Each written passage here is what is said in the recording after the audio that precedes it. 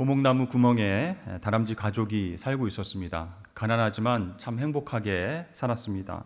그러던 어느 날 남편 다람쥐가 아내에게 이렇게 얘기합니다. 여보, 숲속 다른 동물들에 비해서 우리가 너무 못 사는 것 같아. 이제부터 내가 나가서 우리 가족 행복을 위해서 열심히 일할게. 이렇게 얘기하고 다음 날 해가 뜨기 전부터 일어나서 숲에 들어가서 열심히 과일과 열매를 모았습니다. 그리고 밤늦게 지친 몸을 이끌고 귀가했습니다. 얼마 지나지 않아서 다람쥐 가족은 곧 그 숲에서 가장 부유한 가족이 되었습니다. 그런데 문제가 생겼습니다. 그 가정 가운데 남편과 아빠가 없어진 것이었습니다. 어느 날 새벽에 귀가한 남편 다람쥐에게 아내가 하소연합니다. 여보, 난 너무 외롭고 힘들어요. 애들도 지금 그렇게 느끼고 있어요. 당신의 노력으로 우리가 잘 살게 됐지만 당신의 빈자리가 너무 커서 당신의 사랑을 느낄 수가 없어요. 그랬더니 이 남편 다람쥐가 화를 내면서 무슨 소리 하는 거야? 내가 누구 때문에 이렇게 고생을 하는데 다 당신과 자녀들을 위해서 이렇게 애쓰는 거야. 내가 이 일을 그만두면 우리의 행복은 이제 얼마 가지 않을 거야. 이렇게 싸우기 시작했습니다. 엄마 아빠가 다투는 소리에 아기 다람쥐들이 잠에서 깨어났습니다. 오랜만에 아빠 얼굴을 본 첫째 다람쥐가 동생들에게 설명해 주는 거예요. 얘들아, 잘 봐라. 저분은 우리를 위해서 굉장히 열심히 일하시는 분이야. 우리가 지금 먹고 있는 것, 갖고 있는 것 다 저분이 사주신 거야. 그렇게 얘기를 했어요. 그랬더니 형의 말을 들었던 막내 다람쥐가 이렇게 말합니다. 형, 그럼 저분에게 우리 아빠 좀 사달라고 하자. 네, 오늘날 가족을 가족되게 하는 것이 무엇인가를 생각하게 해주는 그런 이야기인 것 같습니다. 부모와 자녀 간에 정말 서로를 끔찍히 사랑한다면서 나름대로 열심히 노력은 했지만 서로 소통이 안 된다면, 서로 관계가 회복되지 않았다면 무언가가 중요한 것이 빠진 것이 아닌지 한번 돌아보았으면 좋겠습니다. 사도 바울은요, 에베소 교인들에게 보내는 편지를 통해서 가정에 대한 권면을 하고 있습니다. 먼저 아내와 남편에게 당부의 말을 전하고 있죠. 아내들아, 자기 남편에게 복종하라. 죽게 하듯 남편들에게 복종해야 됩니다. 남편들아, 아내 사랑하기를 그리스도께서 교회를 사랑하셔서 자신을 주심같이 사랑하라. 자, 이렇게 가정 내에서 아내와 남편이 서로 사랑하면서 그 기초를 단단히 이룬 후에 그 다음에 부모에게 순종하라라고 권면하고 있습니다. 저는 이렇게 권면하는 순서에 의미가 있다라는 생각을 하게 되었습니다. 먼저 아내와 남편이 서로를 존중하고 사랑하지 않으면 부모에게 효도를 하더라도 잘못된 모습, 잘못된 방향으로 하게 된다는 것이죠. 어떻게 해요? 자신의 부모에게만 잘해주기를 이기적으로 바란다는 것입니다. 요즘 K-팝, K-푸드, K-컬처가 유행하는데요. 우리 한국의 우리 자녀들은 정말 부모님께 순종하고 효도하는 모습으로 예전보다 더 회복되어져서 하나님께 영광을 올려드리면 좋겠다, 그런 생각이 드는 요즘입니다. 여러분, 부모에게 순종하라라고 하는 말씀은요, 구약과 신약 성경 곳곳에 등장하고 있습니다. 이것이 그만큼 중요하다는 의미겠죠. 자, 우리의 삶 가운데에 부모에게 순종하는 것이 기본이 된다, 중요한 덕목이다, 하나님께서 그렇게 생각하시기 때문에 우리에게 강조를 하시는 것입니다. 자, 첫 번째로 오늘 말씀을 통해서 부모에게 순종하는 것은 바로 본성이기 때문에 우리는 순종해야 된다라고 그렇게 강조하고 있습니다. 여러분, 자녀들이 부모에게 순종하는 것은요, 하나님께서 모든 인간의 마음 가운데에 새겨 넣으신 자연법의 일부라고 할 수 있습니다. 기독교 윤리 아니면 일반 윤리에 국한된 것이 아니다라는 것이죠. 모든 공동체에서 표준이 되는 행동 양식으로서 하나님께서 우리 본성 가운데 심어 놓으신 거예요. 그래서 오늘 사도 바울은요, 너희 부모에게 순종하라, 이것이 옳으니라 라고 말하고 있습니다.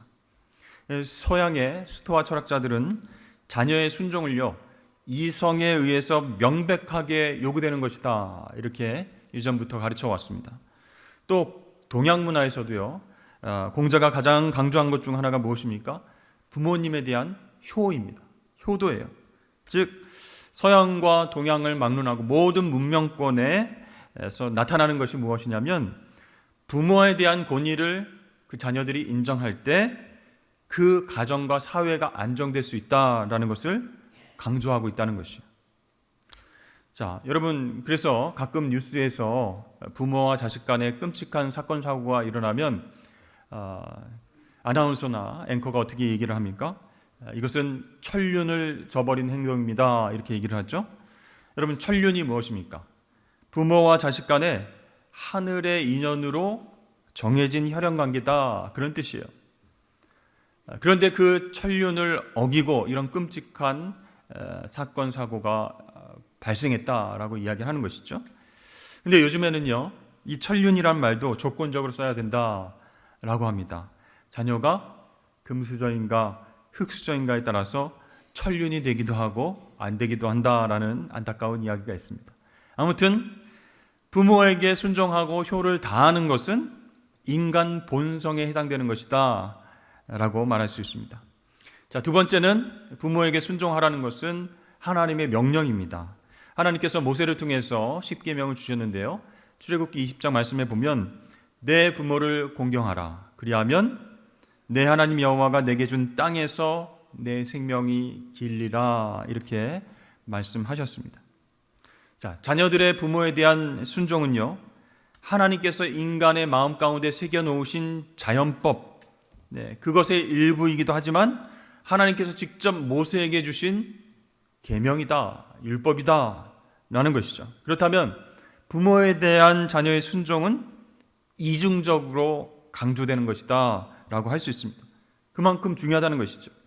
자, 하나님께서는 부모에게 권위를 허락하셨습니다. 그래서 자녀들을 잘 양육하도록 하셨어요. 이 부모님을 통해서 하나님의 권위와 하나님의 사랑을 깨닫게 하셨다는 거예요. 그렇기 때문에 우리는 마땅히 부모님을 공경해야 된다는 것이죠. 즉 부모에게 순종하는 것이 하나님이 부모님에게 주신 권위를 인정하는 일이기 때문에 중요하다라는 것이에요. 자, 하나님이 부모에게 주신 그 권위를 인정해야 하나님의 권위도 거부감 없이 인정하고 순종할 수 있기 때문에 하나님은 이렇게 강조해서 부모에게 순종하라 말씀하십니다. 여러분 생각해 보세요. 눈에 보이는 부모를 저주하고 그 부모에게 순종하기를 거부하는 사람이 보이지 않는 하나님 말씀에 순종할 수 있겠습니까? 잘 안 된다는 거예요. 어렵다는 것입니다. 사도 바울은 지금 자녀들에게 협박하는 것이 아니에요. 약속과 함께 하나님의 계명을 지킬 것을 강조하고 있는 것입니다. 내 아버지와 어머니를 공경하라, 이것은 약속이 있는 첫 계명이니, 이렇게 오늘 이야기하고 있죠. 자, 여러분, 10계명에서 부모 공경은 몇 번째 계명입니까? 네, 5번째죠. 네, 5월 달이 어버이날이 있으니까 5번째 계명이라고 제가 말씀드렸습니다. 그런데 여러분, 왜 사도 바울은 첫 계명이라고 했을까요? 여기에서 첫 계명은요, 첫 번째 계명이다 이런 뜻이 아니고 가장 중요한 계명이다 이런 뜻이에요. 한 서기관이 예수님께 물어봤습니다. 모든 계명 중에서 첫째가 무엇이니까? 여기서 말하는 첫째는 가장 중요한 그런 뜻이에요. 따라서 오늘 말씀은 부모를 공경하고 순종하는 것이 약속이 있는 가장 중요한 계명이다라고 해석할 수 있는 것입니다. 자, 약속 있는 가장 중요한 계명 이렇게 하셨는데 그러면 어떤 약속일까요? 3절 말씀해 보니까 이로써 내가 잘되고 땅에서 장수하리라. 잘되고 장수하는 것, 그것이 하나님의 약속이라는 거예요. 근데 여러분, 모세에게 주신 계명과 조금 다르다는 것을 여러분 발견하셨습니까? 모세에게 주신 그 10계명에는 어떻게 나와 있습니까? 내게 준 땅에서 내 생명이 길리라, 그렇게 되어 있죠. 그럼 내게 준 땅은 어떤 땅을 이야기하죠? 앞으로 이스라엘 백성들이 들어갈 가나안 땅입니다. 그러니까 부모에게 순종하면 가나안 땅에 정착해서 장수하며 잘 살게 되리라, 이렇게 하나님 약속하신 거예요. 그런데 이제는 어떻습니까? 약속의 땅 가나안 땅에서 복음이 전 세계로 퍼져나가게 됐습니다. 유럽과 아시아로 퍼져나가고 있는 그 시점이에요. 그래서 사도 바울은요, 잘되고 장수하는 약속의 축복이 그 가나안 땅에만 머무는 것이 아니라 오늘날 우리가 살고 있는 이 땅 가운데에 이루어질 것이다, 이렇게 강조를 하고 있는 것이죠. 여러분, 가만히 생각해 보십시오. 하나님 왜 우리에게 이런 말씀을 계속 허락하실까? 지금 그 말씀은 오늘날에도 유효한가?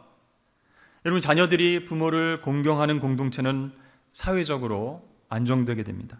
질서가 딱 잡히게 되어 있어요. 근데 만약에 가정 공동체가 흔들리고 1인 가정 계속 많아지고 이기주의가 퍼져나가게 되면 그 사회는 불안하고 건강하지 못한 공동체가 된다라는 것이요. 자, 이렇게 하나님 명령에는 다 이유가 있습니다. 우리가 행복하고 이 땅에서 축복 누리며 살기를 하나님이 원하셔서 바로 우리에게 부모님에게 순종하라라고 명령하신 줄로 믿으시길 바랍니다. 그런데요, 우리가 잘 알고 있는 이 하나님의 명령, 이 말씀을 가만히 묵상하다 보면 이런 생각이 듭니다. 그럼 다 자녀들이 장성했는데 부모가 하라는 대로 다 해야 된단 말인가? 자녀들은 예수 믿고 그리스도인이 되었는데 부모님은 회심하지 않았어요. 그렇다면 믿지 않는 부모님이 이렇게 해라 저렇게 해라 하는데 그 말씀에 다 순종해야 되는가? 부모님이 자녀에게 너 신앙생활 하지 마, 교회 나가지 마 이렇게 얘기했을 때 그때도 순종해야 되겠는가? 또 부모에게 순종해야 되는 대상은 어린 자녀들인가, 미성년자인가, 아니면 성인인가?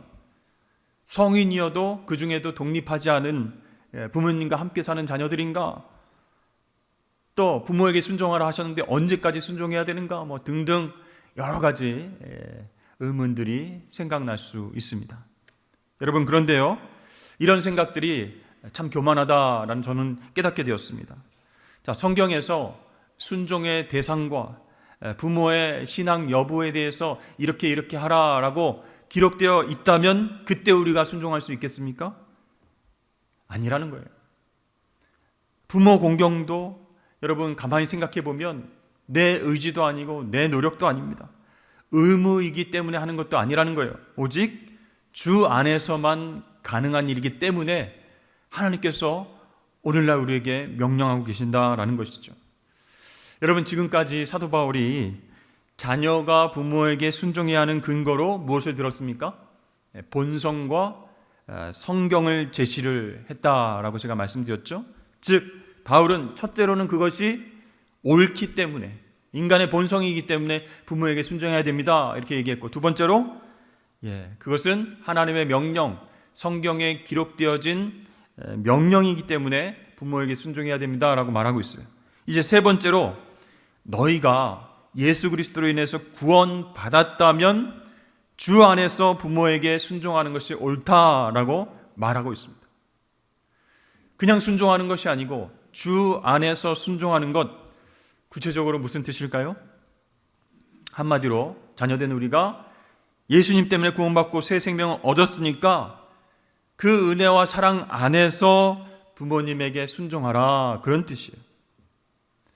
자, 그러니까 부모님을 대하기 전에 우선 예수님과의 관계가 바로 되어 있어야 진짜 순종할 수 있게 된다, 그런 뜻이에요. 그렇지 않으면요, 아무리 믿는 자녀들도 부모님과 대화하는 가운데, 부모님과 함께 생활하는 가운데에 갈등이 있어요. 부딪힘이 있게 되고 상처가 있게 된다라는 것이죠.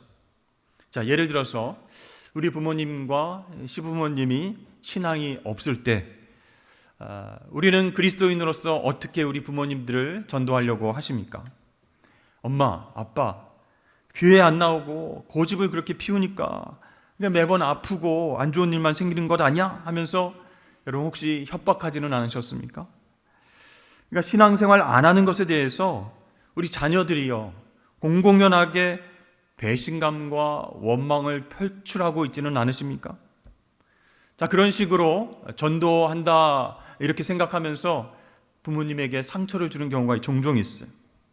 자, 부모님이 자녀를 통해서 죄책감과 강요를 느끼게 된다면 그것은 본의 아니게 폭력적인 대화가 될 수 있다라는 것입니다.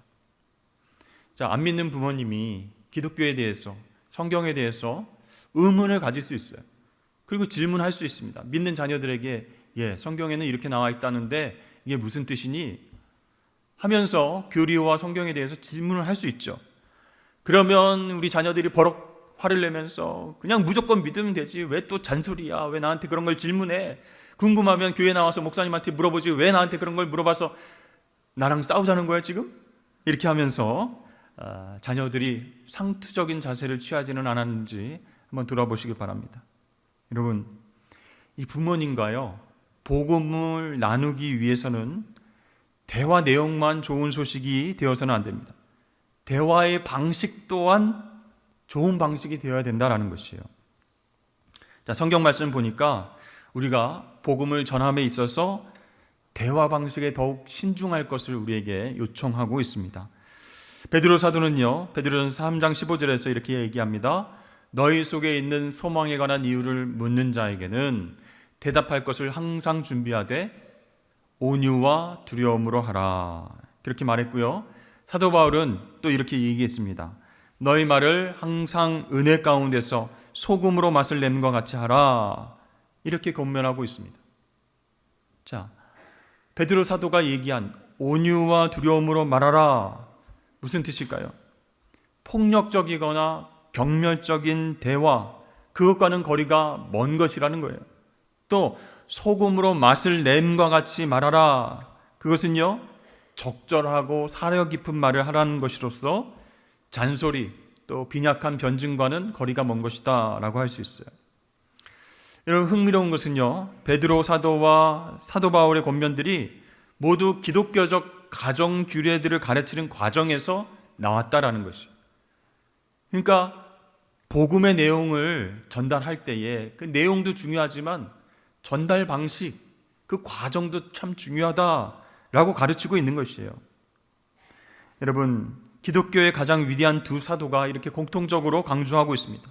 가족 간의 대화, 부모에 대한 순종이 어떤 방식, 어떤 과정이어야 하는지를 분명하게 가르쳐준다는 것이죠. 여러분, 오늘 본문 말씀을 통해서 우리가 해봐야 될 것이 있습니다. 첫 번째, 부모님께 순종하기 전에 첫째, 경청을 먼저 해야 된다는 것이죠. 부모님께 순종하기 위한 자녀들의 태도는 먼저 듣는 것입니다. 이 경청이라고 하는 것은요, 원활한 소통의 기본이 되고 섬김의 정신으로서 내가 대화에 임하겠다, 그런 어떤 의지가 들어가 있는 표현입니다. 그래서 최광현 기독교 상담학자는요, 이 가족의 대부분의 아픔은 사랑의 결핍이 아닌 소통의 결핍이다라고 말하면서 가족 안에서 깨진 소통을 회복하기 위해서는 제일 먼저 경청, 듣는 것이 중요하다라고 이야기하고 있습니다. 여러분, 경청해야, 잘 들어야 나도 말할 수 있는 기회를 얻을 수 있는 것이죠. 또한 여러분, 상대방에게 소금으로 맛을 내는 것 같은 말이 무엇인지 파악할 수 있게 된다는 것이죠. 그래서 믿지 않는 부모님, 그 부모님을 전도하려고 하는 그 계획도 중요하지만 그것보다 먼저 부모님을 향한 따뜻한 말과 경청을 한번 해보십시오. 그래야 부드럽고 받아들여지는 마음이 준비되어진다라는 것입니다. 어떤 집사님이요, 믿지 않는 어머님을 전도하려고 그렇게 많이 기도하고 그렇게 많이 애쓰고 잘해드렸어요. 그런데 어느 날 그 어머니로부터 이런 얘기를 들었다고 합니다. 야, 너는 나를 교회에 데려가는 것에만 관심이 있지 내 말과 요즘 마음 상태에 대해서는 전혀 관심이 없는 것 같아. 그 집사님이 그 어머니의 그 얘기를 듣고 크게 깨달았다 합니다. 회개했다고 합니다. 그래서 그 이후로는 어머니의 말에 더 경청하게 되었다라고 얘기를 하는 것을 들었습니다. 여러분, 부모님을 진정으로 사랑하고 또 순종하기를 원하십니까? 그렇다면 먼저 말하기보다는 듣기부터 해야 된다는 것이, 순종은 곧 듣는 것과 같기 때문입니다. 잘 듣는 경청은요, 진짜 순종으로 나아갈 수 있는 지름길이 됨을 여러분 꼭 기억하실 수 있기를 바랍니다. 두 번째로는 여러분, 부모님에게 칭찬과 인정의 말을 해 주셔야 됩니다.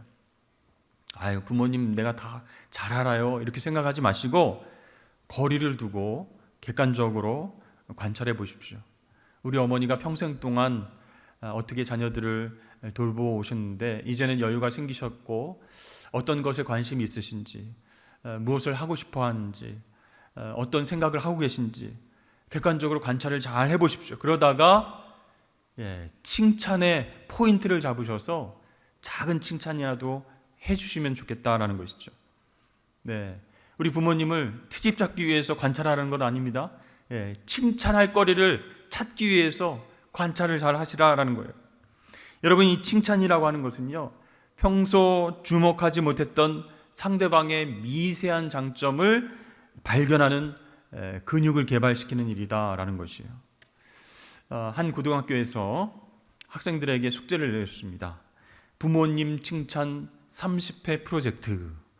그러니까 부모님 칭찬할 거리를 발견한 다음에 30번 해라, 이게 숙제예요. 그러니까 처음에는 우리 학생들이 반발하고 어떻게 아빠한테 엄마한테 그런 칭찬을 하느냐, 굉장히 어색해했어요. 그런데 숙제를 해야 되니까 억지로 부모님의 칭찬거리를 찾다 보니까 놀라운 반전이 생겼어요. 가족들을 위해서 애쓰시는 부모의 마음 씀씀이가 발견이 된 거예요. 나를 위해서 애쓰시는 엄마 아빠의 노력을 보게 되었습니다. 그래서 그 칭찬 한마디에 그동안 쌓였던 오해와 상처들이 풀리게 됐다라는 기록도 제가 보게 되었습니다.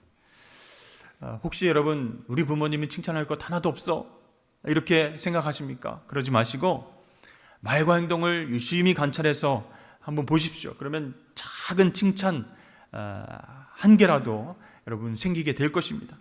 실천해 보시면요, 부모님과 우리 사이의 관계에 조그만 유익한 변화가 생기게 될 것이다 라는 것이죠. 사실 그동안 부모님에 대한 어떤 분노와 편견이 여전히 자녀된 우리의 시선을 가리고 있을 수 있다라는 것입니다. 그러나 이 칭찬이라고 하는 안약이 눈에 들어가면 흐릿한 우리 시선을 밝게 비출 수 있게 된다. 그래서 부모님을 다시 보게 되고 더 사랑할 수 있게 된다라는 것이죠. 여러분, 주 안에서 부모님께 순종하라 라고 하는 말씀을 실천하기 위해서, 그럼 부모님이 나를 어떻게 잘해 주시는가 한번 봐야 되겠다, 이렇게 부모님의 행동을 먼저 기대하지 마시고 우리가 먼저, 내가 먼저 부모님을 인정해드리고 칭찬해드리는 말을 통해서 여러분 꼭 관계 회복을 실천해 보실 수 있기를 바랍니다. 마지막으로는요, 주 안에서 순종하는 것은요, 부모님을 탓하는 것이 아니다라는 것이요. 사실 주변을 보면요, 부모님들에게 이런저런 상처를 받았다라고 하시는 분들이 굉장히 많이 있습니다. 그것이 아직 풀리지 않아서 성인이 된 그 상태에서도 이 성인 아이가 되어서 부모를 향해서 계속 화를 내고 분노하는 그런 마음들이 남아있다라는 것이죠. 자, 그런 분들에게요, 부모를 공경하라라고 하는 하나님 말씀은 굉장히 힘들고 부담스럽게 다가올 수가 있다는 것입니다. 근데 여러분, 중요한 것은요, 부모님과의 문제, 부모님과 이렇게 얽혀진 여러 가지 복잡한 문제는 반드시 풀어야 된다라는 것이에요. 나중에 기회가 되면, 사이가 좋아지면 나중에 하지, 이렇게 미루다가 후회하는 경우가 대부분입니다. 여러분, 부모님과의 관계가 힘든 분들은요, 그 이유가 무엇이든 간에 하나님과의 관계가 막히게 된다라는 것을 꼭 기억하시길 바랍니다. 하나님께서 우리를 위해서 예비하신 은혜와 복이 있는데, 또 하나님과의 관계 속에서 풍성히 누리게 되는 축복이 있는데, 그 모든 것을 닫아놓고 살아가는 것과 마찬가지다라는 것이. 여러분, 창세기 말씀을 보면 이 아버지 노아가 포도주를 많이 먹고 취해서 하체를 드러내고 잠을 자게 되었습니다. 그것을 본 셈과 야벳은 이 아버지의 허물을 어떻게 했습니까? 겉옷을 가지고 가서 덮어드렸어요. 가려드렸어요. 하나님께서 그걸 보셨어요. 그런 셈과 야벳에게 복을 주셨다는 것입니다. 무슨 뜻이겠습니까? 하나님은 부모를 대하는 태도를 통해서 이 자녀가 하나님을 향한 태도도 이렇구나 라고 받으시기 때문에 부모에게 잘하고 효도하고 순종하는 것을 하나님께서 복을 주시는 통로로 사용하신다라는 것입니다. 여러분, 평소에 부모님을 탓하고 내가 부모님을 잘못 만났지라고 생각하시는 분이 혹시 계시다면 그 생각, 그 상처, 아픔들 모든 것들을 십자가에 못 박으시기를 바랍니다. 여러분, 하나님이 우리의 아버지 되세요. 독생자를요, 우리를 위해서 십자가에 내어주실 정도로 우리를 사랑하시는 하늘 아버지이십니다. 그런 엄청난 사랑을 받은 우리가 육신의 부모님, 그 부모님의 허물을 덮지 못하고 계속 탓을 하고 미워하고 관계가 힘든 상태를 유지하면 되겠습니까? 그러면 어떻게 된다고요? 하나님과의 관계가 막히게 되는 거예요. 하나님이 부모님을 통해서 권위를 허락해 주셨고 그 권위를 통해서 하나님의 권위와 사랑을 알게 하셨는데 그걸 스스로 막아버리는 꼴이 된다라는 것이죠. 은혜와 축복의 길이 막힌다라는 것입니다. 사실 여러분, 부모를 공경하라 라는 말씀은 어려울 수 있습니다. 어떤 분들에게는 쉽게 순종할 수 있는 말씀이기도 하지만 어떤 분들에게는 어려운 말씀일 수 있어요. 그러나 여러분, 주 안에서 순종하라 라고 하는 말씀은요, 가능합니다. 주님께서 주시는 은혜와 사랑으로 실천이 가능하다라는 것을 여러분 꼭 믿으실 수 있기를 바랍니다.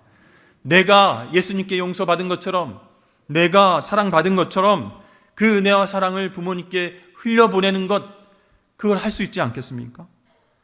그래서 여러분, 혹시 부모님과의 관계 속에서 소원했던 분들이 계시다면, 힘들었던 여러 가지 관계 문제가 있으셨다면 주님 안에서 은혜로 해결되는 문이 활짝 열리게 되길 주의 이름으로 간절히 축복합니다.